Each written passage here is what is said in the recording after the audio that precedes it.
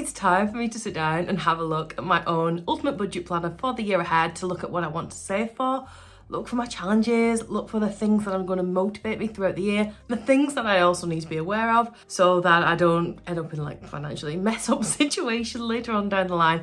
All the things that keep us accountable, all things that keep us on track and doing really, really well. So we're going to jump into the ultimate budget planner. These are my own personal goals, my personal aims, the things that I'm working towards. So if you're looking for ideas or a starting point, feel free to have a look at those, but definitely consider your own finances and things that apply to yourself. But without further ado, let's get stuck in. So my short-term goals for this year that I know of, that I'm already expecting to happen, is that Holly is hopefully going to be doing a driving lesson. Now I saved quite a lot for that and I've been using it on with the 7 challenges. I've got enough there for her to be able to do driving lessons for the next 6 months. So I'm not worried about that, but I would like to give her some money towards a car, because when I first got my, and you might think that's really extreme and taking the opportunity and things away from her, but my daughter has had a tricky life in terms of finances. Like her dad had basically abandoned her quite a few years ago. We've never had any money off him, and if I can provide her with that, that's not how this video was going. If I can provide her with a start, I probably do overcompensate, but we've always worked hard, and she knows the value of money and she knows how to earn it, and she has got a job, and if I want to spend my money that way, I want to spend my money that way, and that's gonna, if I don't make it, even if I just give her a 1,000 or something like that towards it, I would be proud of myself. So I'm gonna work for that. Let's start. So it's at this point now that I'm editing, and I've just realised my camera was not recording me just writing down the first bits. It was only a few minutes, but basically I completed the categories, so I'm just going to jump you straight right in and try and catch it up for you.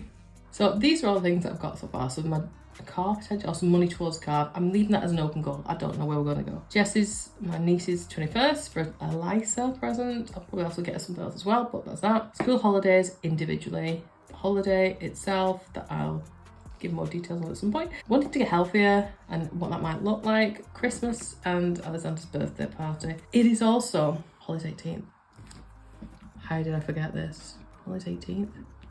I've now got a year to save up for an 18th, and I don't know whether she wants a party or what, or even whether that just becomes that. It just depends on how she's feeling at the time or what we do. Maybe they'll all come together. We'll have a look. So that's that, and then as I meet each one, I can colour them in.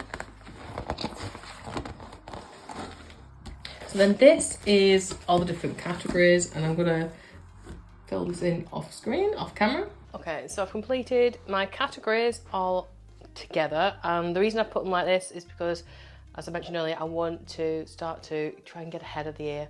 I've got stuff for utilities where I want to try and get a bit up and beyond. So I just realised I've not included TV licence there, but I do want to try and get ahead, and also have a little bit in the bank as an emergency type thing. And then I've just broke them down a little bit further. So most of these are monthly, apart from Prime and Disney Plus, which I did pay annually this year because I've been saving challenges, and I had enough to be able to do that. The only bit I've not filled in yet is all the breakdowns and the dates due, but I will do that shortly. So the yearly spending overview is something that I will fill in as I'm going along at a later date. Now, the next really important bit that I want to look at is my year ahead, which I'm going to set up for now. So obviously it's 2025.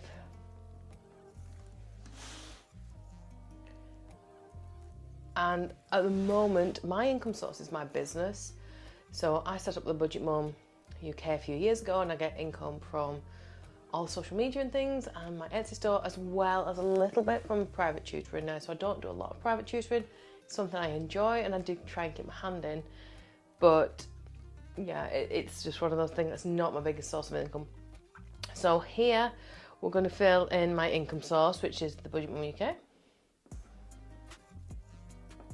And when I come to sit down and look at my income for January, I'll pop that down there, and it will also be my child benefit as well, which I get for 2 children, which is just over £170, but I will pop down this here, and I'll fill in those numbers at that point. Now my fluid expenses, as I said, is a lot of this. Sometimes you might find you're copying and pasting a little bit, but it's for different reasons. So as you go through, for example here, some of my category expenses are set ones, but then I've also got my ones that my fluid ones, the things that I'm in and out of. So they are things like groceries, eating out, just for me, miscellaneous, saving challenges, children, because at the moment, although I do know I'm definitely going to have things like groceries and petrol and eating out or takeout, whatever you want to call it. There are a couple of the other categories I just kind of want to reconsider how I'm going to name them and where they're going to come from and things that I'm going to include. So, for example, at the moment I've got just for me, but do I include just for me as in my socials, or do I make it just for me as in beauty and other things that I want to include? Haven't quite decided yet, because I've had both in the past and I just switch them up as I come to them. Children will still have their allocated spending money, so I'll put them down.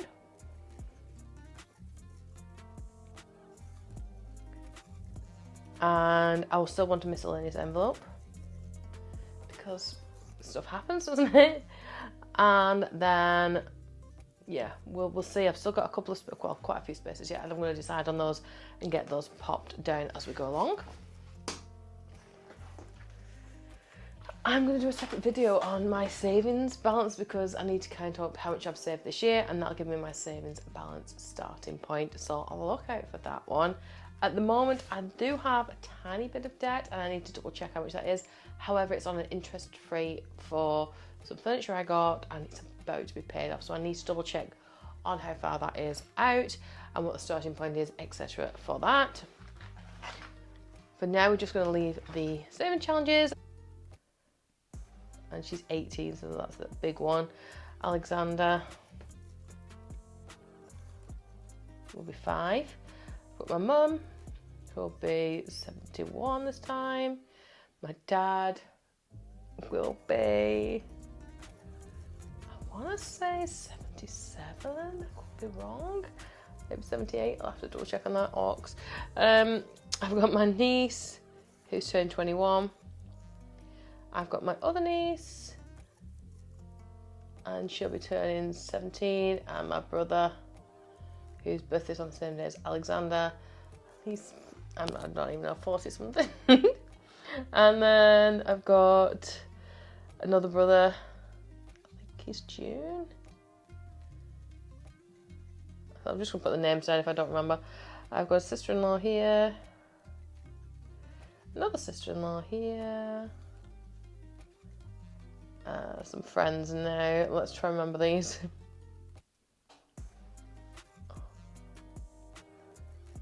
And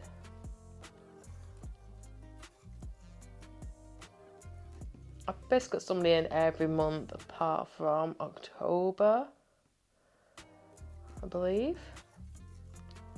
Yeah, I'm totally have forgotten somebody or something. We like to do a bit for Halloween. And then obviously it's Christmas, my birthday, and yeah, I think that's it for now. So hopefully that's us done properly for that, but it's just to give me a bit of a prompt reminder. And then it's a case of setting up my month ahead, which will be January. And then my goal for the month, I've not really thought about it too much, other than I want to really try and declutter a lot more, get a lot more simplistic in life, and just like everyone else, really just get a bit healthier. But let's go for a simplistic life.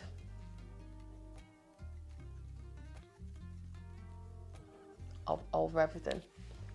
So I'll fill that in as I go along through my calendar and check what I've got coming up in the events, and then I'll start to fill in all my income and everything else, and we can take it from there. Thank you so much for sticking around. This has been part 2 of the ultimate budget planning for the year ahead of 2025. I will see you tomorrow for another brand new video. There's one going to be every single day for the rest of this January month, with loads of things to do with budgeting, tips, financing, goals, all those fun things that we love to do to make sure that we can still live an amazing life without having to spend too much cash. Have yourself an amazing day, and I'll see you really, really soon. Bye.